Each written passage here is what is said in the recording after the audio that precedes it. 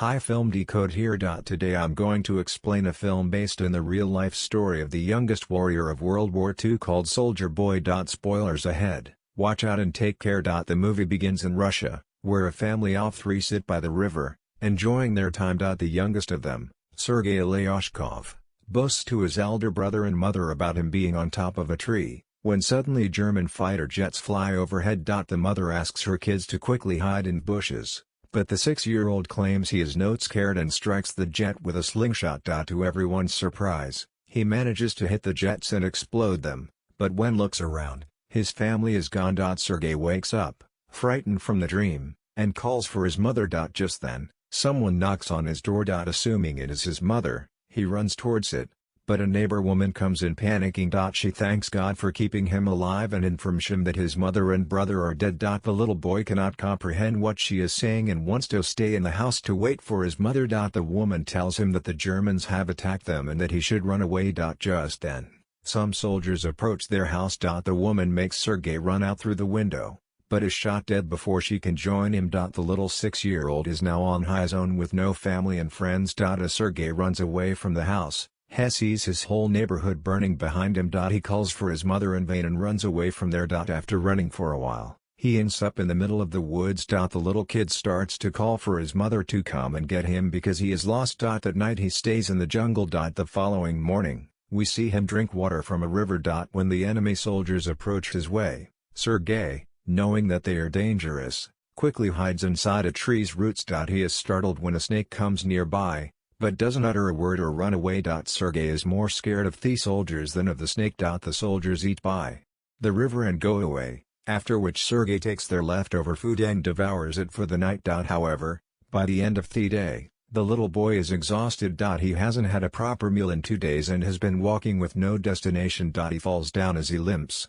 but doesn't stop walking. While on his way, he sees wild bears and devours them, but just then an explosion occurs behind him, taking him by surprise. The boy gets dizzy and starts to hallucinate someone coming behind him. However, even in such conditions, he stands brave and tells the person he has a rifle and is not scared. He limps forward, but falls unconscious after a while. While he is asleep, 2 soldiers approach him. The scene cuts to the Russian army base, where Commander Kuznetsov waits for his patrol soldiers. They come in with a little kid, who is injured and weak. When the soldiers claim they are on his side, the little boy opens up and introduces himself. The soldiers laugh when the kid shakes his hand with the commander, suggesting he introduce himself to the soldiers, feel affectionate with the little kid and circle him around. They make him drink water and feed him. Even the otherwise cold commander takes care of the kid. A nurse named Katya dresses Sergei's wounds and is charmed by his personality too. The kid asks her to draw a tank on his wounds because he wants to be a soldier when he grows up. Even the injured soldiers talk to the kid and feel lighter. Sergei is fascinated with the commander's gun in his batch. The commander too answers all the little boy's questions and lets him play with his honorary pistol. After taking the bullets out, Sergei shows him the tank drawn on his stomach and boasts about being a soldier himself. The boy is healing very quickly. The nurse, Katya, asks the commander to let the boy stay with the battalion, but he disagrees, claiming that it won't be safe. He wants to send Sergei to an orphanage. The soldiers spend all their free time with Sergei. He is visited by many throughout the day. They bring him food sent by their families from afar and even let him play with their binoculars. One day, a soldier goes to the commander to ask him to let the boy stay with the battalion. The soldiers have grown a close connection with the kid and think of him as their own. His presence takes the weight of war off their chest. However, the commander is adamant about sending the boy to the orphanage for his own safety. The following day, the enemies attack and many soldiers are hurt. A vehicle comes to fetch Sergei to take him to the orphanage. The commander breaks the news to the kid and gives him a wooden honorary pistol as a gift. The boy in turn hugs him,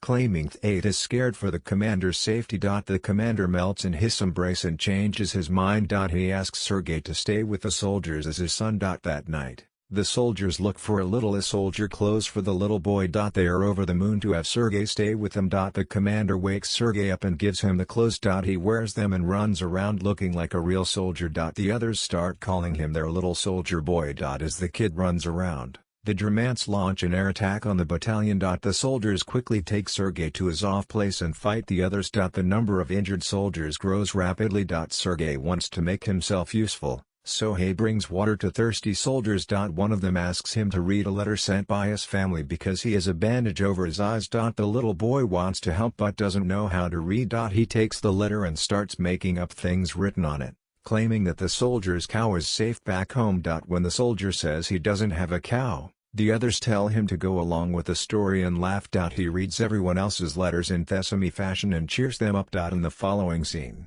we see Katya and the commander talking. The two seem to be attracted to each other but do not confess their feelings. Later, Sergei tells the commander that he's at the orderly position in the battalion and starts introducing himself as one. However, the boy then sees one off soldier's station destroyed from the attack. The commander teaches him to take his hat off to pay respect to the dead soldier. The next day he insists the commander give him a mission and is given a task to distribute the letters among the soldiers. He completes his task efficiently and even makes the soldiers dance for him. The following day, Sergei goes a little far from the base with his binoculars. As he is playing with it, he sees someone's leg moving from inside a haystack. He rushes back to the battalion and tells the soldiers about his findings. The soldiers are skeptical, but go with the boy anyway. When they reach near the haystack, they are alerted to see two German spies hiding underneath. The spies are arrested and the kid is praised for his intelligence. That night, the commander shows Sergei the legal papers for his adoption. He is now officially the kid's father. Sergei knows of the commander's feelings for Katya, so to repay his kindness he takes him to confess to her. But the two see her talking to a different man and wrongfully assume she is interested in someone else. The base is attacked by the Germans again. This time Sergei helps the soldiers with all his might by supplying ammunition to the soldiers in the front line. But the soldiers there command him to go back to the shed because it is too dangerous outside. When he comes to the shed, he sees the commander and others panicking because the phone's connection with the colonel is lost. A soldier is sent to fix the broken wires. Sergei follows the soldier and sees she has been fatally wounded. He asks the dying soldier how he can fix the wires and does it himself. The connection comes back and more troops are called. The 6-year-old saves everyone's life.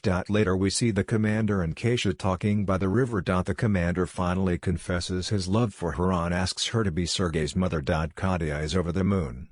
But before she can say anything, a soldier approaches them and gives the commander a letter saying they have been dispatched from the base. The following day, all the soldiers leave for their new base along with Sergei. However, on their way they come across a minefield that blows off some of their vehicles. The commander is hurt while the group's orderly, who Sergei was close with, dies in the explosion. He cries and hugs the commander. They carry the injured ones with them and continue their journey to their new base. When they finally reach the other base, they meet the commander's leader, the general. He too is impressed by the kid's ambition and congratulates the commander for having such a smart kid. The following day, their division is awarded a guard spanner and so is the boy. He promises to save his country when the general gives him his badge. One night, their base is attacked brutally and the commander is trapped under the ruins. Sergei cries for his father and tries to save him. He calls the other soldiers, who finally bring the commander out. The next day, Sergei approaches an injured commander. His hands were hurt while trying to save the commander. The kid is now an inseparable part of the team.